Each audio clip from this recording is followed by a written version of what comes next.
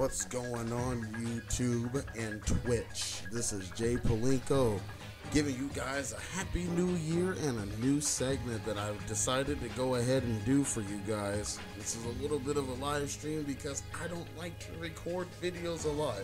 Sometimes when you put up a recording for a certain video, it's not really perceptive. But the good thing about it is it will save to our obligations. So giving you guys a little bit of a heads up, we're just going to go ahead and get things started here in a little bit. But I just definitely wanted to go ahead and get the page up and running to where we got everything going. So just bear with me here for just a couple. So let me see, just making sure I have everything.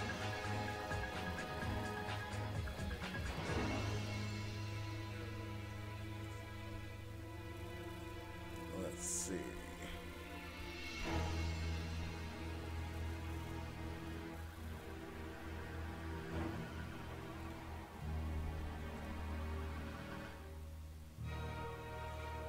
Okay, so everything is looking good so far, so good.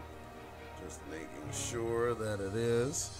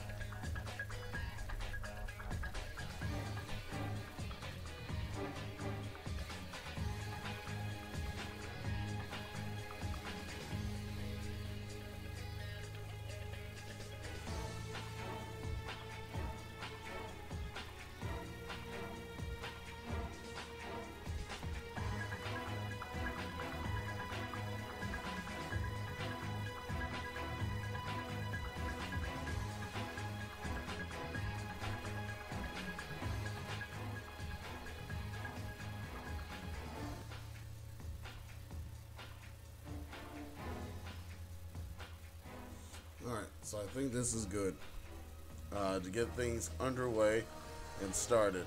So I'm just going to go ahead and begin here and show off a little bit of what we got. So from what I've been hearing in our Yu-Gi-Oh community is that there's a lot of cards that are coming around and about. And even with the cards that are coming around and about, there's a lot of market watching. And this is how people are able to get the cards that they can while the prices are fairly low. So this is one thing that I was able to go ahead and accomplish also doing because of the simple fact that when you do a market watch, you can at least get everything that you can, especially if it's affordable or if it's at a broadcast or a signature price that you can hold on to. From what I've been doing as far as the research is concerning is that certain people are making assumptions to what the pre-release for Extreme Force, which is coming out in January 26th, I think, on the calendar, if I remember correctly. So it's either the 26th or the 27th. I just don't remember which Saturday that is, but it is at the end of this month entirely. So there's a lot of talk about there may be a ban list sometime this week or next week just to prolong the inevitable, even though that there is a highlight that says sometime this year in January of 2018 there should be one, but we're not sure what yet. So given the circumstances as we're looking through here, I just wanted to go ahead and pin out a couple things. From what I was going through with some research, I do see that Zombie World is being bought out. Zombie World, which was as low as 60 cents, is now almost a $3 card. The Market Watch has it at $4. So they are looking for Zombie World. Basically, just giving you guys what Zombie World does is all monsters on the field and in every graveyard become zombie type monsters, which is the inevitable game changer for certain people. Especially if monster type is your necessity, well, forget about it, as they are all zombie. Neither player can tribute summon monsters except zombie types. So if you're playing Monarchs, get that out of the way. There's no way you're ever going to do that at all. So just giving you a little bit uh, of that, and just giving some perspective. Hey, thanks guys for tuning in. I appreciate it. I see there's some fellow people that I remember. What's going on, you guys? Thank you for coming in. But just give you guys a little aspect exactly how this channel is going to approach.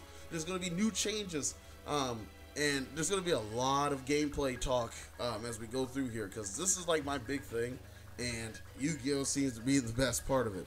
Now, as I was mentioning before, Zombie World, even though it came out of as a comment in the structure day, still looking at $3 almost, and this is just as market watch. So there's a lot of heavy plays, moderate plays, etc.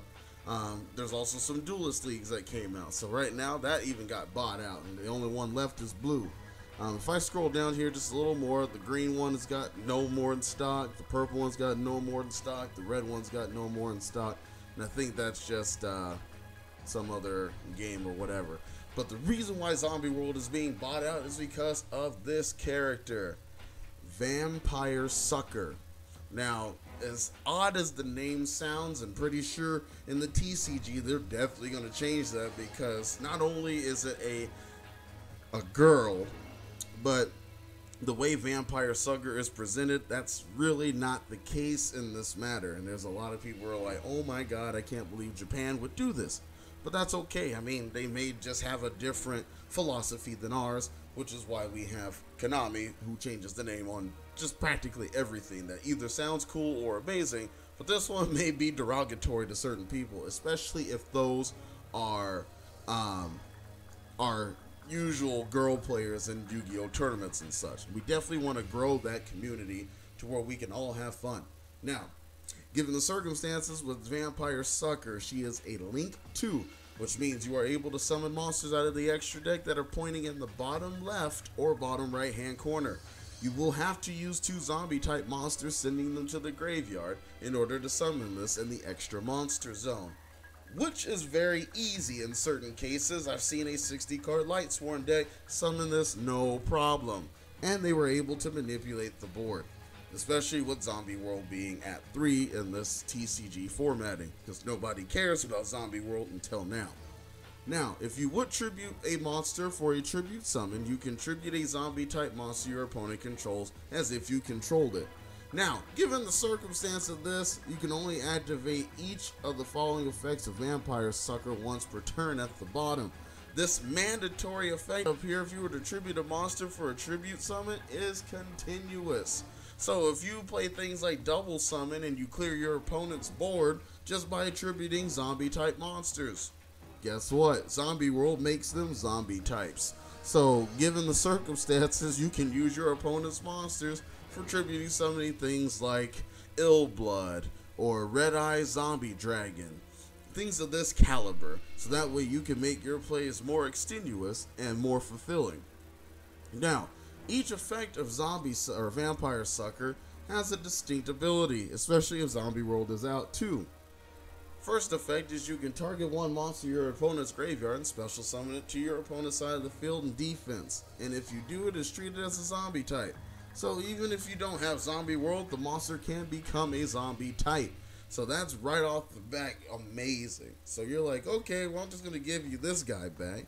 But it doesn't matter in the case, because you're going to be looking at certain things that are coming out of the graveyard, like, I don't know, Ash Blossom. The Ash Blossom's already a zombie, and Ghost Reaper's already a zombie, but it's a tuner, so it's really okay.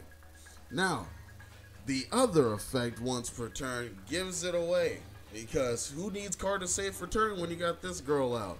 If a zombie type monster is special summoned from the graveyard, whether it be your opponent or you draw 1 card. So given the circumstances, here's your strategy with Vampire Sucker, especially how I've been playing it online. You use Goblin Zombie and another zombie, of course, because when it's sent from the field to the graveyard, you're already going to get a zombie anyway added to your hand.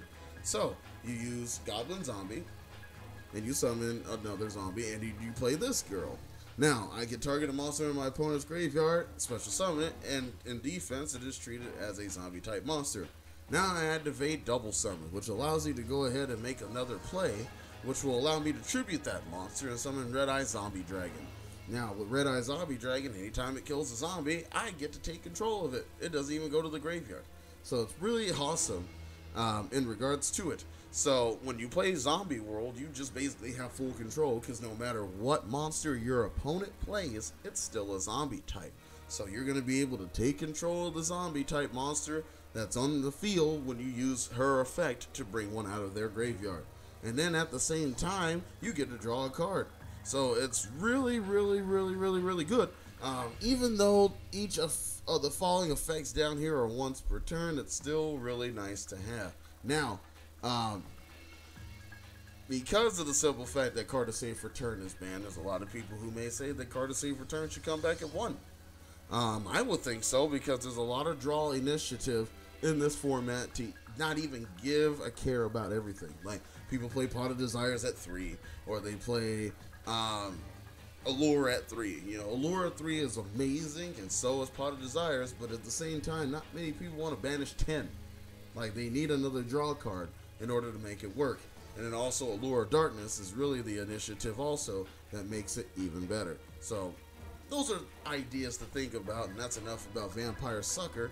But that's the reason why Zombie World may be going up in price, if not even being a $7 card by the end of it, when this set comes out in early May, which is the Flames of Destruction, as the TCG has called it already.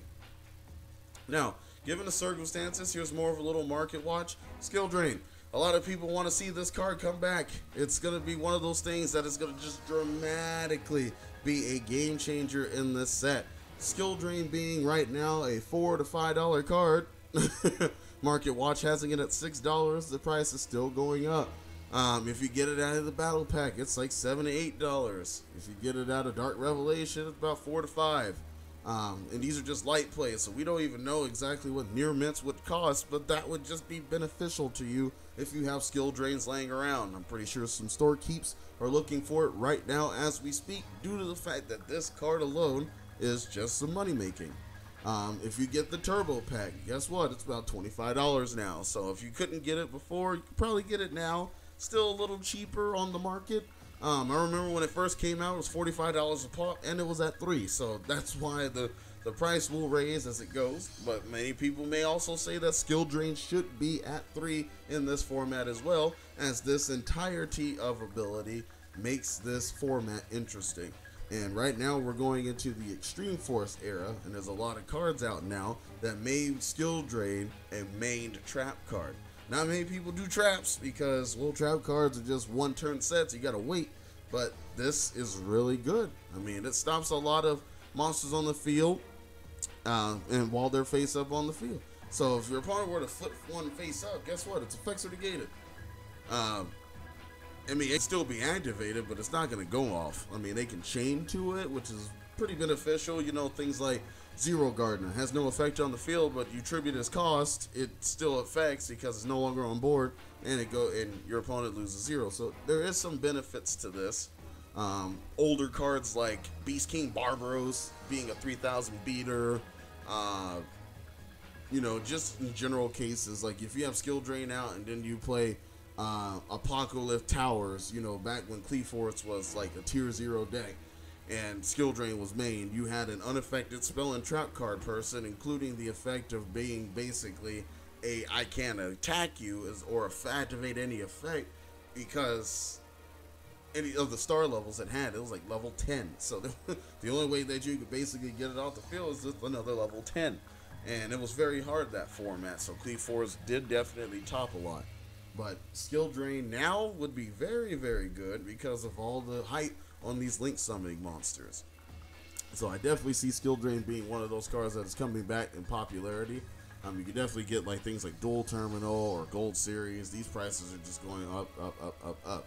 So definitely get your hands on some skill drains, ladies and gentlemen. It's really, really good to have, and it might be beneficial to you to start as you, you know, even play this game, and just getting those cards out as they go through. So it is really, really fun. Next we have, in our market watch, Borolo Dragon. Now, a friend of mine has pulled nearly 5 out of any box, or even any packs that he's had, and I'm pretty sure he only has maybe like 1 or 2 left. But Borolo Dragon is one of those monsters that's just seeing a little more hype than Firewall Dragon. And with the new rocket support that's coming out in Extreme Force, this card is going up exponentially. Exponentially. Because even with the certain circumstances in here, this is a top-notch card. And right now, as an unlimited, it's 33, 34. This card was like 20 way back. Like, I can definitely vouch for that. You know, let's see some more prices here. Because when I first got it, it was like 20 to 25. And then when I got it again, I bought it at 30. But it was just because it was it was at the regionals where I topped 22nd. But it was okay for the time because I needed another placeholder, and Borolo was good in the Trickstar deck. So definitely having Borolo is amazing. But looking at first heads right now, $39, $40, $45, $40. Look at that. It's topping at 40 for first heads, and 33s is unlimited. So if you have some Borolo Dragons laying around, either play it, get them quickly before they go back up in price, and things of that nature. So you definitely want to get those. Also, Acacia Magician still being at about $12 card. Still fun. Just get your hands on those as well. But Borolo is going to be a card that's going to be upbringing, you know, for the Rocket deck, especially they're getting their field spell card that allows you to special summon 2 out of the deck with different names, which is just, duh. That's a winner right there. So I definitely would, you know, use it if you play that type of variant. A lot of people are playing around with the Rockets. We're getting 2 more monsters in Extreme Force, so very, very good to look at. Especially Link heavy decks, this is a good counter against most of those decks, especially with the Rockets. So we might even see that come up with the decks that we have out now, so that's really good. Next, of course, we got Firewall Dragon. Kind of dropping, still there a little bit. Right now, it's like a $27 card. 28s, 29s, may hold at 30 somewhere, but this is about it. This is as low as it's gotten. And I remember when it maxed out at 45 one time, but now it's just dropping. But it's still okay as a card. I'd still love playing it. World Chalice sees it a lot, running 2 Firewall, so it just creates a lockdown, which is really, really nice. So definitely, if you play World Chalice, you might even see that deck come bring some very nice benefits to us in the January on events for our Yu-Gi-Oh series. Now, as far as the TCG is concerned, we may also get a ban list, so definitely hold on to your hats because you never know. Firewall may drop to 1, so be very, very wise on trying to get these. That's probably why a lot of people are expecting these to drop, because they've already seen the Japanese OCG ban list, and this is already at 1 out there. So be very careful on this. Next on our list, we have, of course, our Spiral deck profile. Now, as you can see, Spirals are pretty much dead, but they still top a lot. I mean, it's a one-turn engine that just goes off, but you can see some of these prices are plummeting, as a lot of people are just losing their interest in Spirals. I mean, you can definitely get the deck easily cheap for 50 bucks. Maybe even cheaper depending on the person that you get it from. But looking at this, you know, it's whatever now. Like, a lot of people are like, hey, I got my top, it's okay, Spirals are pretty much dead to me, now just go on to Nationals, probably play something else. So this is what we're looking at here. Like I said, the decks are like really cheap. You can get it for like $50. So if you're a big Spiral fan, go ahead and pick it up. I mean, it's fine. I don't mind. But I remember when it first came out, a lot of people were like, this is ridiculous pricing. It should no way near be this high. But that's just opinionated. But the main problem was mainly Sleeper. In my opinion, Sleeper could have been hit to 1, but it's okay. I mean, it's whatever. I mean, I played 3 Spirals at tournament and only beat 2 of them, so that's a good percentage for me. So that's okay. Next, for our market watch, as you can look at here, is Burning Abyss. This favorite is coming out of woodwork. As you can tell, like, the prices are still pretty lenient, still going up a little bit. Dante's you can get Gold Series for about $7. Other things you can get fairly cheap. So again, this deck you can probably get for like an easily $50 to $60. and not have to worry about a whole lot, because right now there's so many reprints. You can get the whole thing Gold Series, the whole thing Rare, the whole thing Common if you want. Dante's from the Mega Pack is also for about $6 or $7. Market has it at $8, but it's okay. Like I said, all these are just lingering around until they may hear some light that some of the cards may come off the list. Who knows? But this deck too is also getting a Link Monster, and the Link Monster is going to be really, really nice, also giving more benefit of the doubt in here. Even the Light Sworns are getting a Link Monster, and that's just going to be just that's going to be the main card of the Light Sworn deck, or any deck that just runs 3 different type and attribute monsters, and you win, basically, as long as they're different name and type. Or sorry, different name and type, and it'll just work out. But that's it for Burning Abyss. I mean, you already know the whole ordeal. You can get this deck for $50, which is okay, so definitely look out for that. Next we have Trickstars, a deck that a lot of people think is annoying, but still see some play. Trickstars definitely do a whole lot, given the circumstances on it, and being the beneficial card of the set, really, really fun, I believe, because when you look at it, you're like, Trickstars, alright, I can deal with that.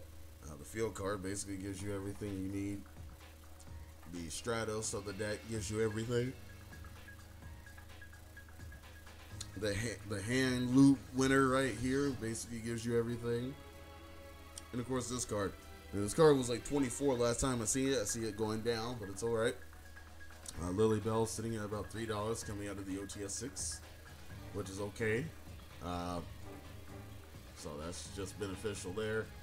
Your Holly Angels, your Black Cats, your Nakaris.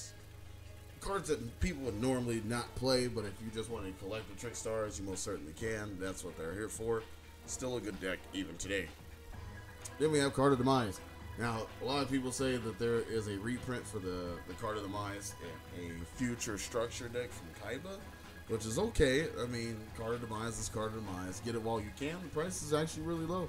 You can definitely get them for like $19. Last time they were like $25, so this is a very good beneficiary. So get them right now, as they're fluctuating between 18 and 20. So Card of Demise is really, really nice. Get them, especially if you're playing like a deck like Paleo, or if you want to play things like, I don't know, like Satellars if you want. You know, Senju's played this. You know, low tier decks except Paleo. But you could definitely get away with playing Card of Demise, or just get rid of it for some money. A lot of people are looking for them still as we speak. Now on to our other side of the event, the hand traps. Now, a lot of people want to say, the hand traps may get hit. Hand traps this, hand traps that. Can't stand hand traps. I understand. I've been through that many times before, especially it being played against with me, and I have them. So, given the circumstances, let's take a look here. First up is our Droll and Lockbird. Look at that price. It's actually dropped a little bit since then. So, market price had it for $30 for a name rare, but you can tell that these are like moderately played as we go through a little bit. I'll just open that up here. So these are a lot of light plays. Wow, you even got a near mint for 15. Man, that's a steal.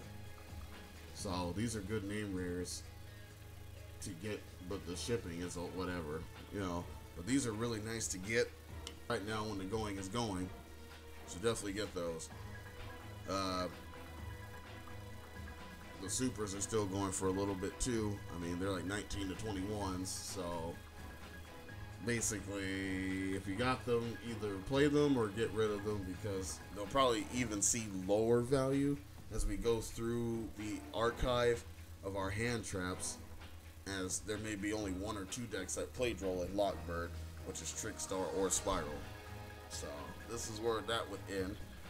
I've seen some Pin Magician players get stopped by Droll and Lockbird, but that's just it. That's about it for that. Next we have our Ghost Ogre and Snow Rabbit. Now I see this girl keep going up in price for no goddamn reason, but it's still good either way. I see the supers at 12, going on 13. The secrets, if you want to get those, they're like 21, 22s. Highest I've seen is like 24. If you want to go for Gab on the ultimate rares, you definitely get that for like 65 to 70. I don't think anybody would, because they just want to play the card. They don't. I mean, unless you're a real life collector or you got some money in your pocket, that's what you would go for. And then of course we have our gold series, which is still about 12 to 13. So still good. If you can afford it, get it. If you know people who have it, get it. And that's all I gotta say about that part. Now, our evenly matched, still about $54, $55.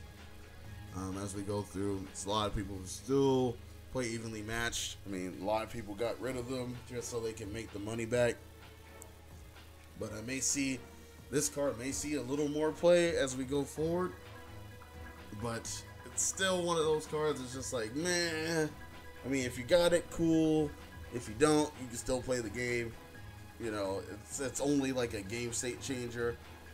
But it just depends on what the opponent has that may either make or break their event.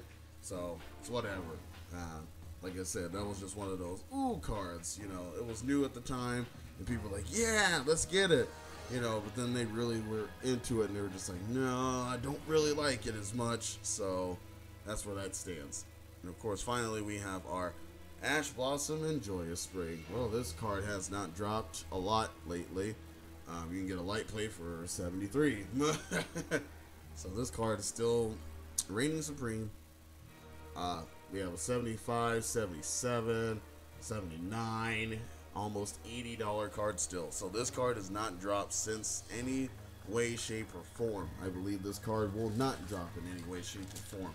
But it may see a reprint because it's one of the older cards that came out, kind of like Ghost Ogre did. Took a while for it, but we may see a reprint for it. Ash Blossom has been a more beneficiary over Droll and Lockbird for hand trap capability to stop your opponent once per turn, depending on whatever effect it had, because it was a very multiverse card. But given the circumstances of its price, that's basically all that I have to say about that. If you can get your hands on it, Merry Christmas, Happy New Year, all that good stuff. But if you can't, I mean, Ghost Ogre is still just as good. They're cheaper, and you may be able to benefit off of it if your opponent may not Ash Blossom. So this is good. Another thing that we also seen here, Dragonic Diagram, still about $23. It may even drop even more. I mean, a lot of people have not seen this card played in tournament in a while, since True Draco. So that's what that is. About 24, 25. So about right. And of course, you got Masterpiece dropping like a fly.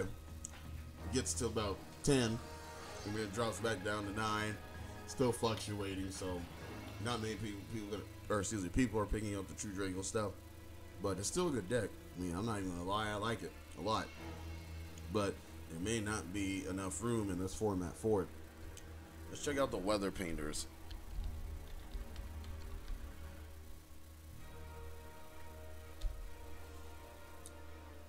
So here we go. So we have the Weather Painter Thunder. You know, that's about $1. So everything's fairly cheap in here except Snow. Snow actually went down, and that's very promising because this is a short print card still, but it has dropped. Like, I don't know what will make this deck go up in price any. I mean, I think I like it. It's a really nice card. You know, being on the benefit of the doubt, it's really good.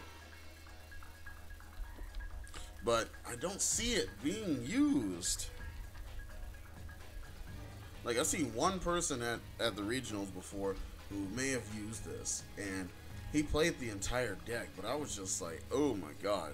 You know, I was like getting stomped by decks out there, you know, going forward. Like Trickstar, and you're definitely getting beat by Spiral. There's no off chance that you're going to win those. But, I mean, he was doing alright, but he didn't get a good record. I think he ended the day X4. You know, 4 wins, 4 losses, or whatever. But I just don't see it like being one of those, oh, let's jump off the deep end decks. You know, let's play to match the meta. I mean, great that we had a new archetype that does everything out of the deck, and being able to manipulate the field so it stops cards like Ash Blossom or Droll and Lockbird for that matter. But you still get Ghost Ogre, which hurts because after you activate the spell card to give the Weather Painter the effect, they Ghost Ogre the spell card away. Which means now you got to play in reserves to put more back on the field. It's just too much. I mean, people are still maining Cosmic Cyclone and Twin Twister just to get that off the board. I mean, they got Solemn Warning still that stops the effect or the summon. So, benefit of the doubt my foot. I just wish there was some way to make this card or these cards good. But not right now. Another one that we also seen go down is our Magical Musketeer.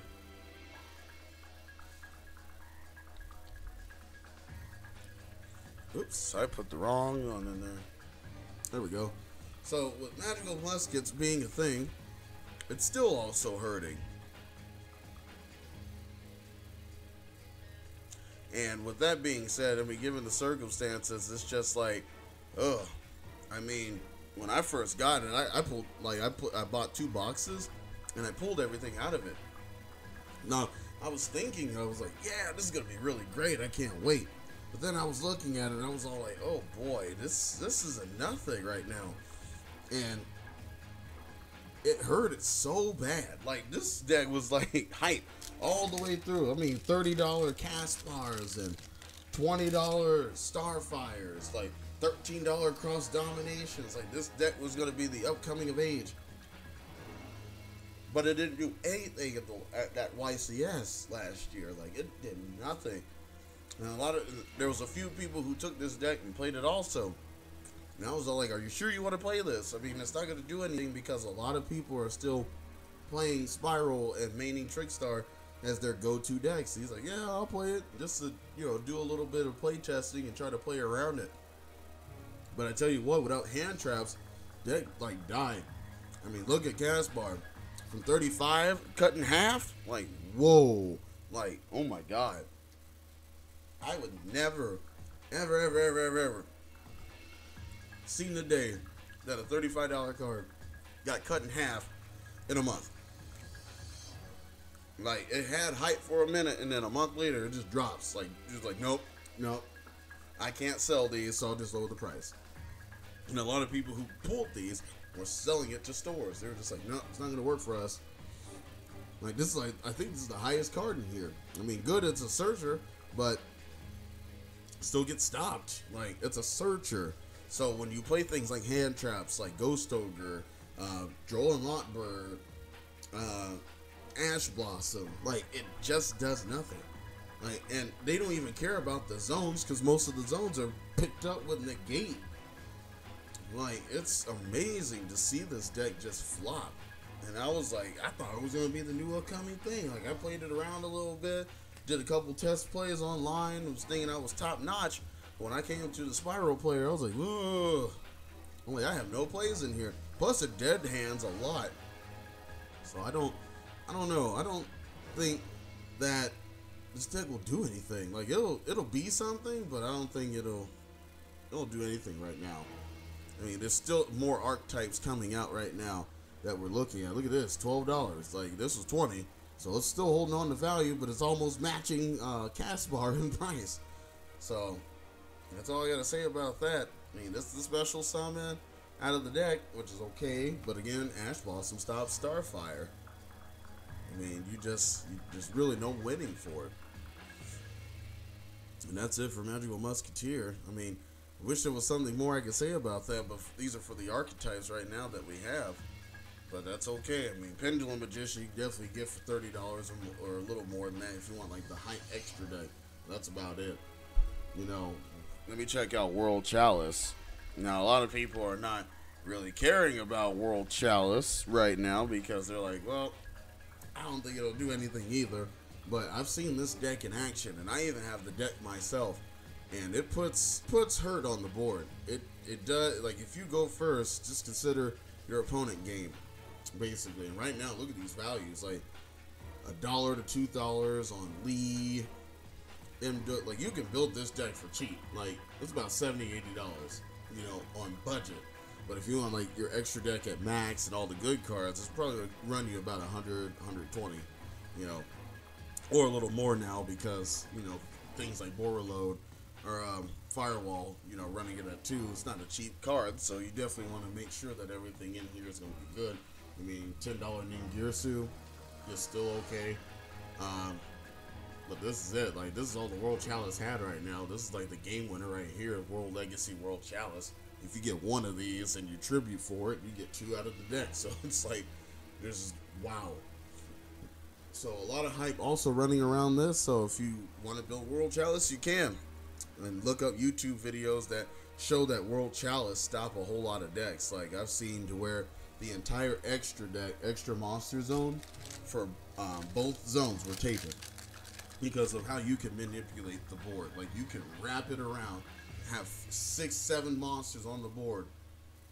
It was like looking at the Seal of Ori Calcos from, Waking the Dragons, where the guy had 10 monsters on the board, both some spell and trap card areas. That's what hurt the most. I was like, oh my goodness, that's wow,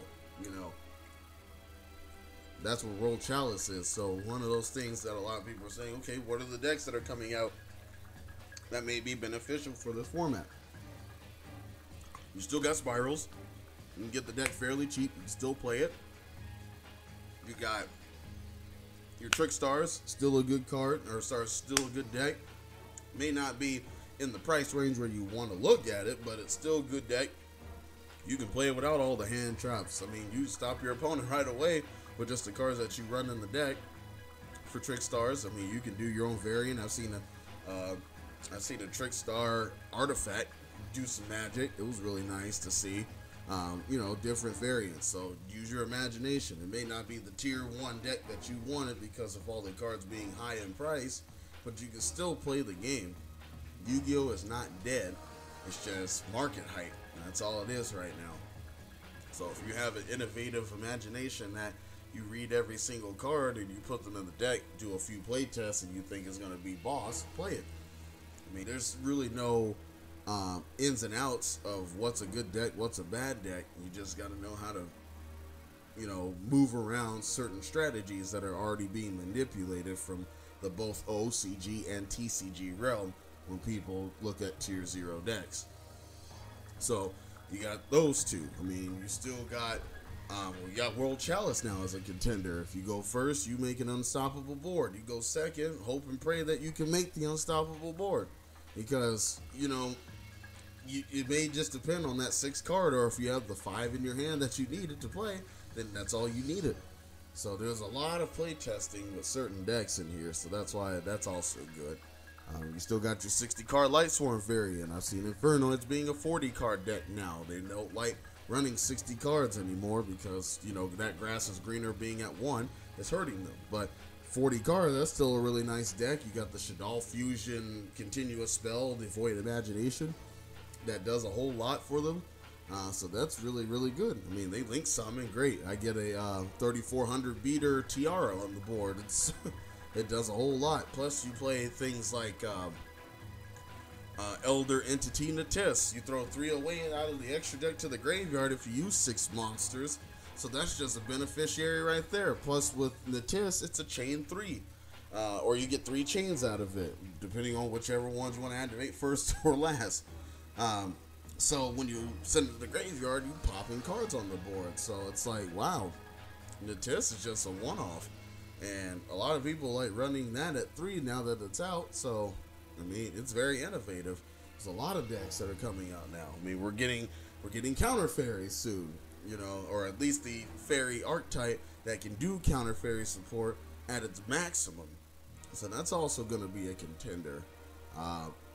Mermail still is a contender. I mean, even though it's not doing a whole lot, I mean, you got a few people that play it from every now and again, but it can still pull off some stuff. They're getting new support, new monsters. They're even getting a link that's like amazing, so it's going to make Mermails tier 1 again, or tier 0. Because right now it's a sleeper deck. Rock Stun looking good right now with Ties of the Brethren. Think of things of that nature. Still people playing True Drago Monarchs, they're just mixing the two together because of Abyss and Eden. And those are really nice to have, especially being at where they are and you play a lot of continuous spells and continuous traps that keeps your monster at bay. But Masterpiece, he can distribute the spells and traps away.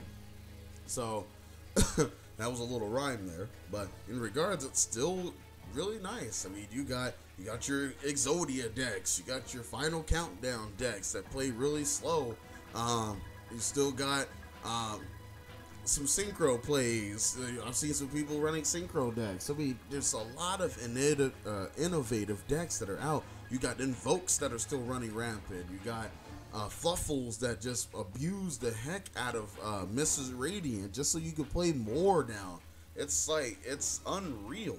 And we're also getting new monster support for other decks like Noble Knights. Even Noble Knights are getting something in there. So don't ever think that a deck is not going to do good, because when you put your mind into it, for any card that's out, we have a library of over 70,000 cards almost looking. I mean, the game's been out for years, so when you look at the library, you're like, okay, well, this has this has that. Okay, I could probably play this now since it's not on the ban list, things of that nature. So give it a look. I mean, it's really, really good. And for those who aren't playing the Yu-Gi-Oh game, get back into it. I remember a lot of people said, well, I'm not playing because Black Luster Soldier isn't back. Well, shoot, it's at 2 now, so have at it, you know? Just think outside of the box. I'm just giving you guys a little heads up that the game is not dead. It's just how you have to play it that meets your critique. And a lot of people may say, well, the hand traps are destroying decks now. It's like an entity. But if you just know how to play around it, you won't have to worry. So just keep that in mind. And, if you like the game, go buy a box. See if you get your luck and pull the one card. I know a friend of mine who did. He bought another box of Circuit Break. He pulled an evenly matched into the K-Shik. 2 cards that he really wanted or needed. And that's just how it is. I mean, a lot of people are pulling a lot out of their boxes. Like, I've seen a double evenly matched pulled out of one box, things of that nature. It may be a gamble, but just know where your money is going. And price range it smart. Because when people offer deals, you may think it's a good deal, but do your research first and definitely get that. Because, that's what the game does. That's what Market Watch is supposed to be. So keep in mind of what what you're doing out there. And also keep in mind, have fun. This game is not supposed to be like, oh man, there's so much salt on here, I can't afford Ash Blossom and it should be banned. My deck should be doing better, but I keep getting stopped because of one card. No, try to play around it. Do some side plays. Maybe the side deck that you built is not good enough for the format. And you just, okay, well, maybe I'll just do this and try it out. And then if you get lucky, you will definitely pull it off. I mean, it's just the luck of the draw, as they say. And all it is this game is a form of gambling. You're gambling the cards that you take out of the deck that made it good as a main board into a sideboard. Now you got to be like, okay, well, I got to play around whatever he's playing because he's sided also. It's a gamble. So this is what the game does. You have a lot of commons out there. You got a lot of name rares, a lot of super rares, a lot of ultra rares, even secret rares. So it doesn't matter on the rarity. A lot of people say, well, I'm not going to play this deck because I don't have these in ultimate rare, or I don't have these in ghost rare, or I don't have these because they're not hollow enough. No, like, get the cards, play them. At least try it out. And if you want to go sporadic and buy all these high-end cards, then go for it. That's what people do. Just to see, because it's one, it's their favorite. 2, it's what they really want to play. And 3, they're not going to get rid of it. So that's why they do this. So just giving you a little heads up. And that's just a little lecture, as they say, in my opinion, of how Yu-Gi-Oh! Should be played for everyone. Next, we're going to go ahead and talk about a little bit about Extreme Force. Now, I have 2 pages open here that gives us the benefit of the doubt. We're going to be looking at this deck. Now, with Extreme Force, these are just the OCG prices in here, but I'm letting you know right now that these will change up when the stuff comes out in English in the TCG variant. Now, with Skull Deep, the Chain Drago Serpent being at $37, it won't be that. It'll probably be 45 to 50 in English, because this is the Link 4 that a lot of people are hyping about. Giving you guys a little heads up what the Chain Draco Serpent does. I think they have it listed here. No, they just have it secret. How dare they not put the excuse me. How dare they not put the listing of the card in here of what it does. So we'll just go over here and show you what it does. Just trying to see where it would have been. Maybe I already passed it. Nope, it's right there. Number 48. Okay, so giving you guys a little heads up what number 48 does. 2+ monsters with different names. It has the top, the bottom right, the down, and the bottom left. So letting you guys know also that this is where it is right now. This card gains effect based on the number of monsters used for the Link summon. So when people are like, okay, how many monsters can I use? A lot of people just use all 4 with the different names. If the monster that is normal or special summoned to a zone and this part points to, that monster gains 300 attack and defense. So it's right off the back, really nice. 3 or more. Once returned, you can special summon a monster from your hand. No restriction. As long as it can be special summoned out of your hand, that's all it needs. As long as it doesn't say this card can't be normal summon or set or be special summoned by a condition. This is just great. And I see a lot of people running this just by this effect here. It's just like Firewall. Whatever it points to, or whatever monster gets summoned in the arrow it points to, you can just summon one card out of your hand. It's like, what? Okay, sure. And then, of course, the 4 effect that everybody loves. If the card is Link summon, draw 4 cards. And then place 3 at the bottom of your hand, from your hand to the bottom of the deck in any order. So when people see this, they're like, oh, cool, it's a +4. Really, it's only a +1. Because you're only manipulating your hand as to what cards you don't need right now to the cards you just drew. So if you had, I don't know, if you drew a hand of, if you have a hand of 4 and they're all pretty bad, but then you draw 4 off of its effect, maybe the 4 that you drew are even better than the ones that you got. So you start placing the combo pieces in the order that you need to. You're like, well, maybe this card is good with this, and I'll just put these 4 or 3 at the bottom of the deck and hope for the best. You get a +1, which is good, so you can start continuing your plays. Given the circumstance, I was test running a magnet deck with Alpha, Beta, and Gamma, the Electromagnetic Warrior, and by far it summoned a Skull Deep to the field. Not only it gave me a Skull Deed, it gave me 2 Mrs. Radiant, a Berserkion, and a Valkyrion all in one turn. So again, Link summoning is a new way of OTKing a person if you play the right synergy with the deck. So with Skull Deep being a $37 card in the OCG in Japan, it's not going to be that in the TCG when it comes out in English. It's going to be maybe 45, 50 because it's the new Link monster that people would expect to play. So going forward, the Ventriloquist, Clara, and Lucica, that's her name. This is a $26 card. May be the same or a little less, but I'm going to give you the benefit of the doubt now. This card is really nice because it's the placeholder that points up. World Chalice is going to love you, Ventriloquists, because the simple fact is you're not wasting another ranked monster that's not pointing up. You will have one that just points up. So instead of using like that second or third Mduk that you go through, just use the Ventriloquist and save your extra deck. A lot of people are running 14. I think I found my 15th card because it points up. Even though it's a 0, it's still a Link 1. I like it a lot. And it just gives me the ability to Link summon up where it needs to go.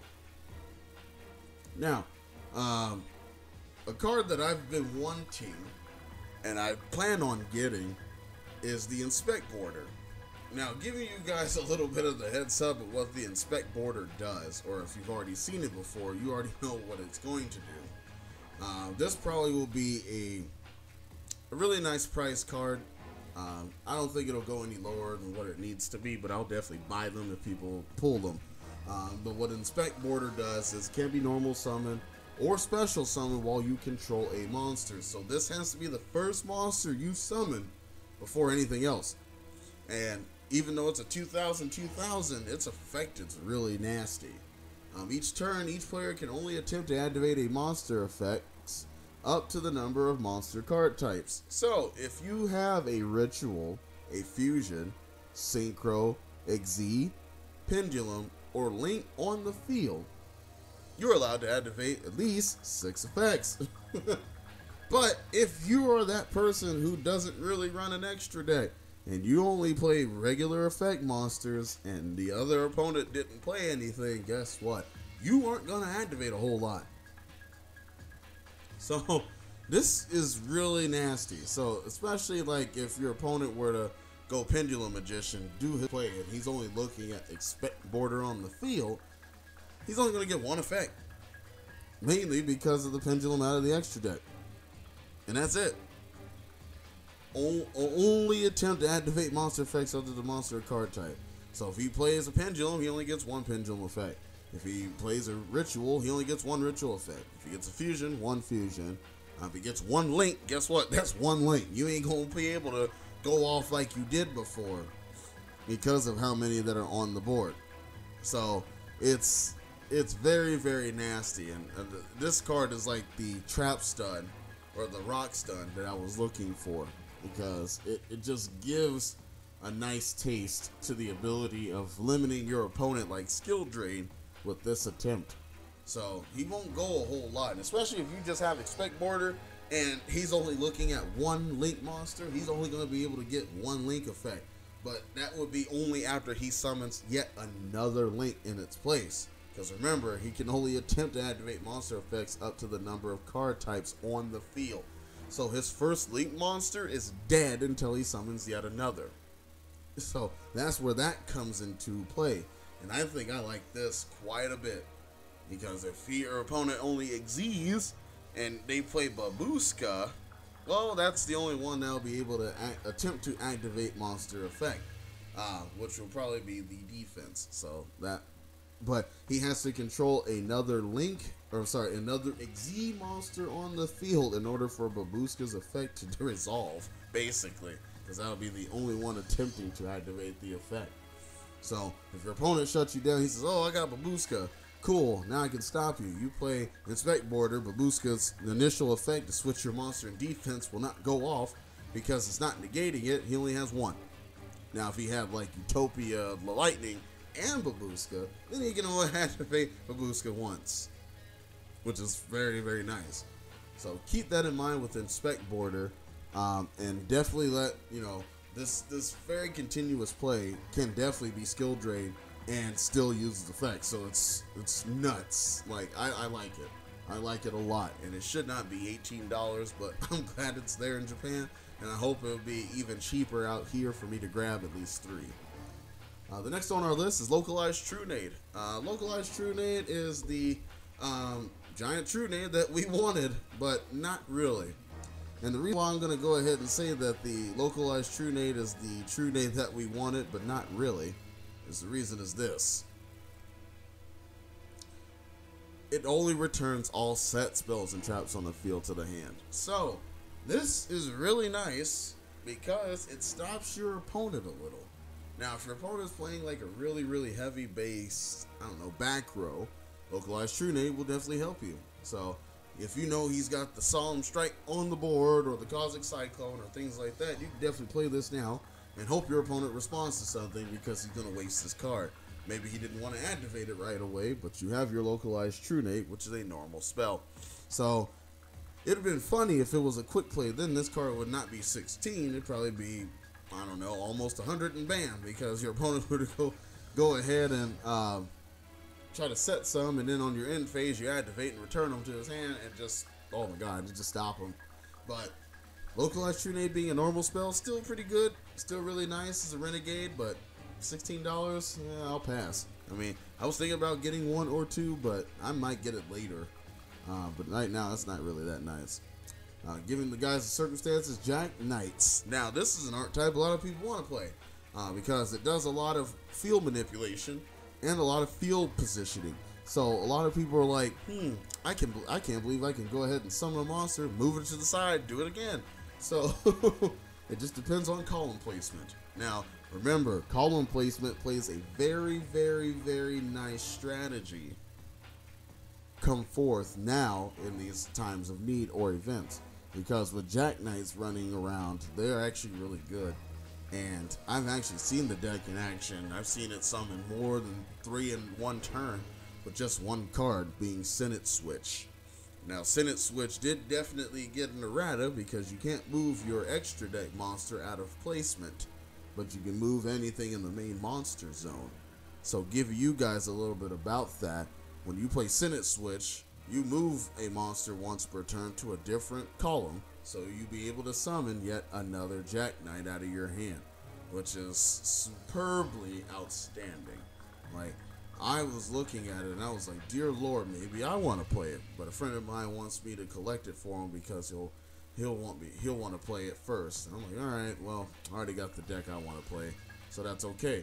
So let me show you what the Jack Knight of Azure Blue, oh, that's not the one, it's Blue Sky, does. So all of the Jack Knights really get one ability. If 2 or more cards are in the same column, you can special summon this card from your hand. So even if you play spells and trap cards in a column and they have a card in that column, you can special summon this card from your hand to that column. So if you know what your opponent's playing and he's doing definitely putting it in columns, you can definitely go ahead and actually take one out of his, one out of theirs, and summon it. And then with Senate Switch, you move it away to do it again out of your hand. But you can only use these once per turn to normal special summon them. Special summon them in that way. But if any case, if this card is normal or special summon from the hand, this one searches the basic Jack Knights with different names from your deck to your hand, which is the Stratos, equal to the number of your opponent's cards in the column. So, if your opponent has 2, guess what? You get 2 searches. So that's just nuts when you think about it. You're like, alright, well, I'm going to go ahead and summon this. If they don't have the Solemn Strike to stop this, well, guess what? They're going to get 2 searches right out of the deck. And it's really nice. That's all I got to say to that. So Jack Knights are going to be really, really powerful at maximum. Sometimes Senate Switch could be definitely cloggy, but I definitely would run it somewhere in the deck just to give it some more playability. The next thing that may see some price upkeep would be the Underclock Taker. Now look where it's pointing, the left and down, which is going to be really nice to give you a little heads up about that card. Who needs anything about losing attack points when you can just take your opponents? So once per turn, you can target a monster, face-up monster this card points to, and one face-up monster your opponent controls. So if you have a monster pointing down, or if pointing left, depending if it's your opponent or not, doesn't matter, and you target a monster your opponent controls, that opponent loses attack points equal to the attack that you used it for. So, as an example, if your opponent does Firewall Dragon into points right there, you're like, okay, well, I'm going to go ahead and negate that, and I'm going to activate its effect, lowering one of your monsters by 2,500 points.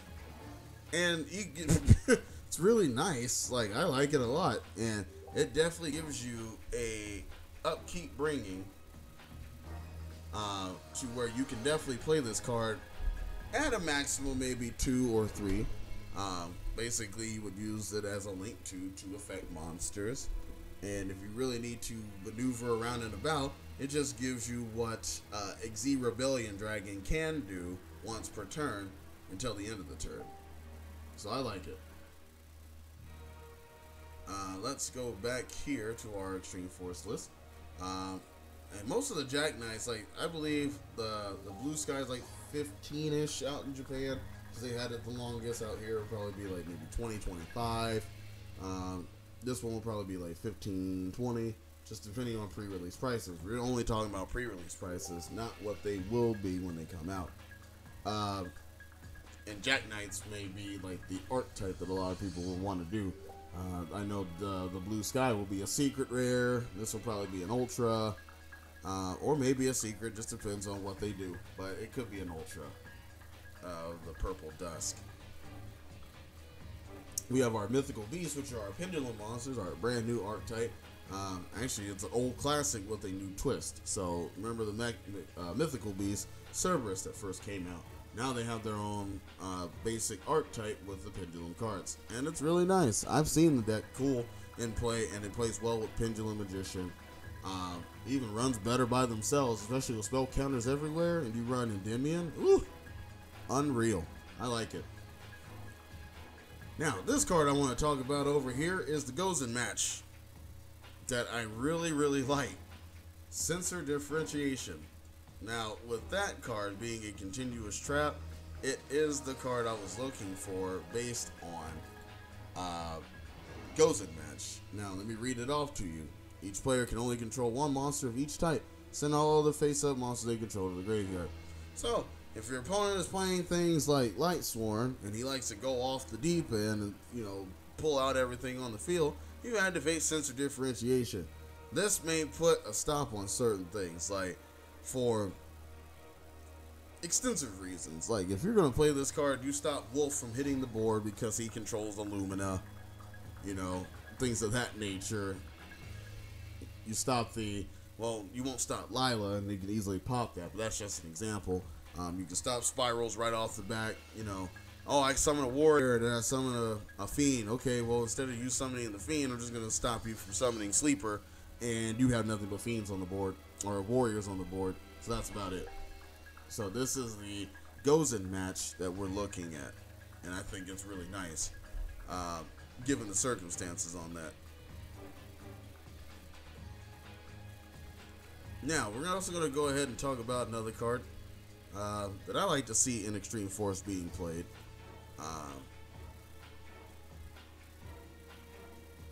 The 3 Burst Dragon. I think that's really going to be nice. And that's actually working with rockets or anything that does a lot for destruction. It's like a $9 card. I mean, it may see some play, may not. The Jack Knight also being the 3 down, which is amazing. The bottom left, bottom, and bottom right. Which is, ooh, this will make Jack Knights available. Now it's funny, the X-Code Talker came out Ghost Rare out there, and it looks like it's Ghost Rare, and I'm like highly upset because I kind of wanted that. So I'm gonna tap on it. See, but it looks Ghost. Like, look at that. It doesn't even look like Secret. Doesn't look Ultimate or Ultra. It looks Ghost. But I would love to have one if it was Ghost. And then all the bottom tier cards that may come out. Of course, we have our Tadangles that are a new archetype ability that revolves around foot monster effects. We have our Contacting Sea, which is our new like Maxi type monster that stops from certain types being played.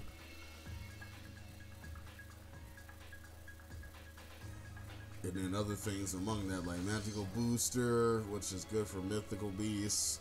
Just amazing. I actually read the True Depth Sleeping Inside World Legacy, which works with like crawlers or whatever, and then the scars caused by the World Legacy also. We have our Zombino, which is our normal zombie type, 2000 attack, 0 defense, which is good for vampire. Yeah, not gonna go there again, but that's actually really good. We have another Pendulum Paradox that Duelist Alliance can search. Don't let me go there with that. Yeah, another Pendulum card that can search. Great. We have our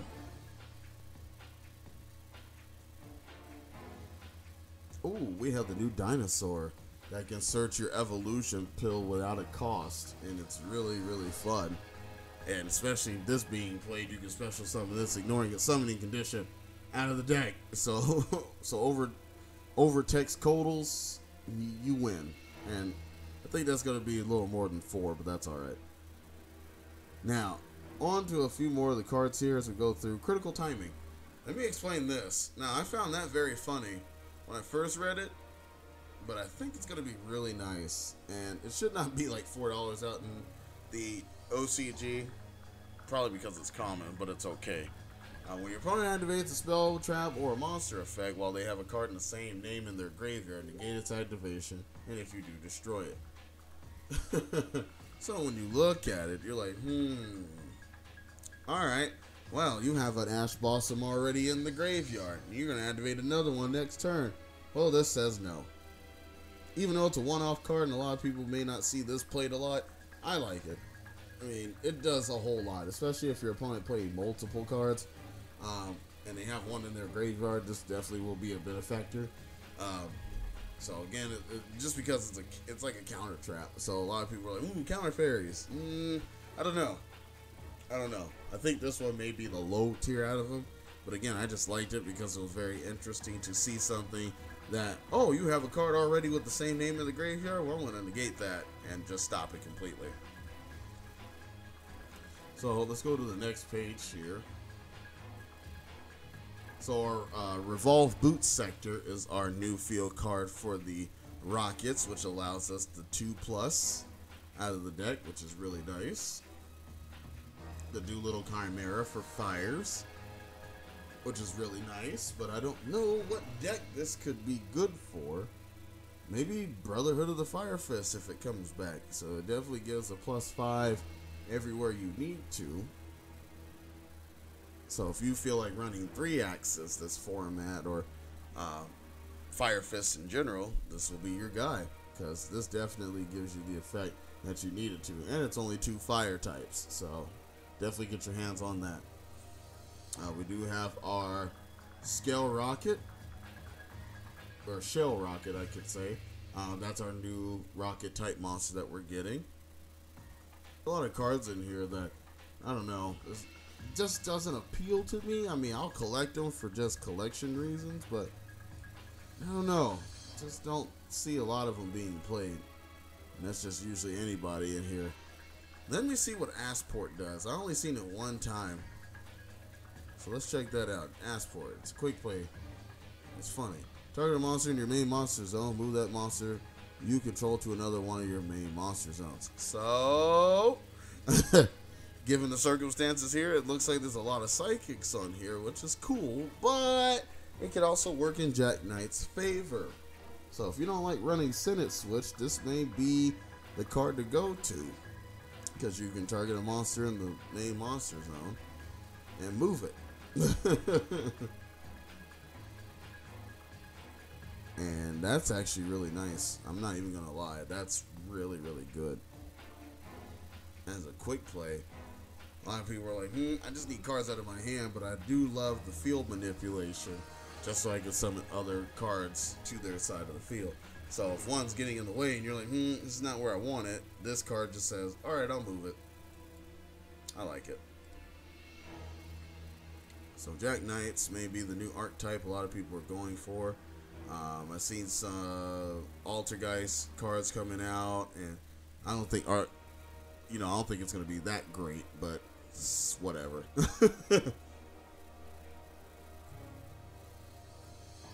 Just a bunch of repeats. Like, these are just some of the prices that they have out in the OCG, but you're going to be loving the fact that most of these are really good.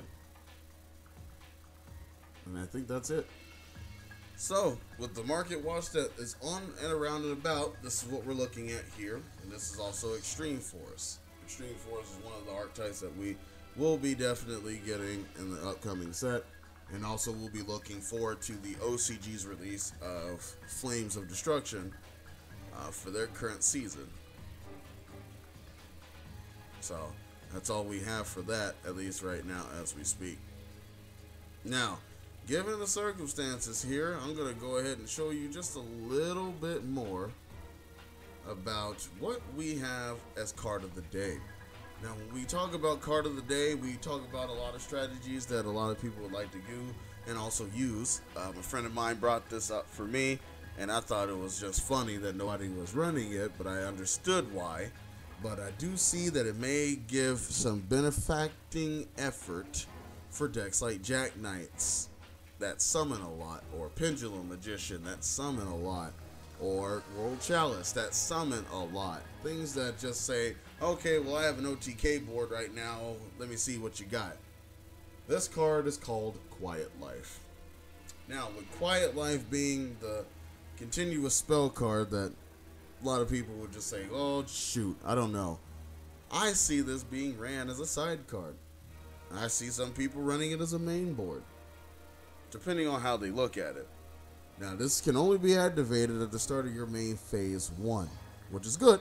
I like main phase 1 stuff.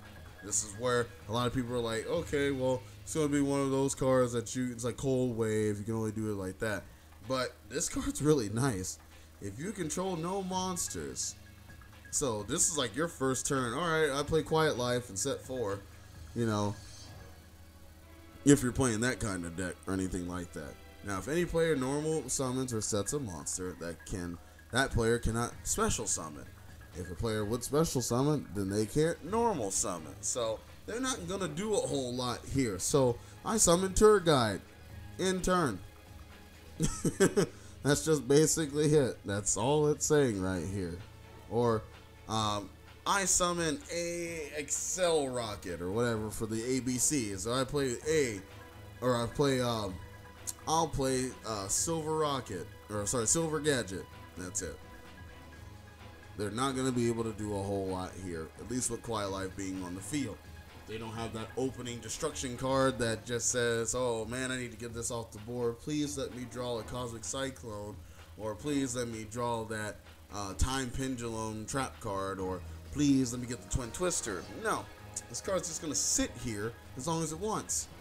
And if your opponent can't do anything to like try to manipulate that, well, they're just going to be SOL at this point for at least 1 or 2 turns, because Quiet Life just says no. And especially if you're running a deck that only does one or the other, this will be very good for you. So a deck like Jack Knights playing this card in a column is good, because all it's going to do is special summon out of a hand with its own effect. So if you're thinking of running Quiet Life in Jack Knights, definitely give your opponent a head up, because this will definitely be a benefactor. And for my friend who brought this up, saying, hey, this is going to be really good, I think so too. Because having a play set of 3 now, like I'm looking at it, I'm like, Quiet Life. Well, your opponent won't be doing a whole lot here today. And especially having 3, you're going to be able to at least see it once or twice. And if you run a deck that just focuses on one or the other summon, that's going to be really, really nice for you. So keep that in mind, and also the words of wisdom also that I kept in mind as well. So for this Yu-Gi-Oh! Market Watch, I definitely thank everyone for watching. I do have in my comment section down below my Patreon and also my PayPal if you feel like donating to the cause to make my channel a little better. But also at the same time, it gives us the ability where you may even see me on Facecam. And I definitely would like to do that, especially for the new upcoming games that are coming out, like the Dissidia game for PS4 that I'm also going to be doing a full playthrough of. So I love Final Fantasy, but Dissidia was like one of those games I really liked from the get-go. It's just sad that we couldn't play it on like a console type until now. Now it'll be coming out in about maybe a few weeks from now. But yeah, you know, there's still going to be other things that we'll be talking about. Like we're going to be doing some deck profiles. We're going to be doing some play testing. There's going to be a lot of stuff we're going to be doing for this upcoming new year in the Yu-Gi-Oh! Franchise. But I definitely want you guys, you know, to just stay tuned and keep watching and comment, rate, and subscribe. I definitely want to see what you guys think about the channel, what you guys think about like the stuff I talked about, you know, the cards of the day that I'm definitely going to be featuring. It's just in simplicity, just give you guys what you really want out of Yu-Gi-Oh! But this is Jay Palenko here in the universe. You guys take care of yourselves. Signing out.